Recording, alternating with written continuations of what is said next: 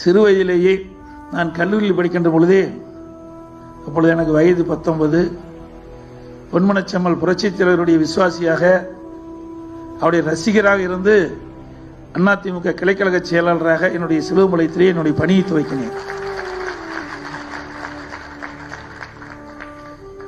அதற்கு பிறகு 34 வயதிலே நான் சேவல் சின்னத்திலே இதயம் புரட்சித் தலைவி அன்பை பெற்று அவருடைய செல்வாக்கோடு எடப்பாடி தொகுதியிலே முதலாக சேவல் சின்னத்தில் இருந்து வெற்றி பெற்றவர்.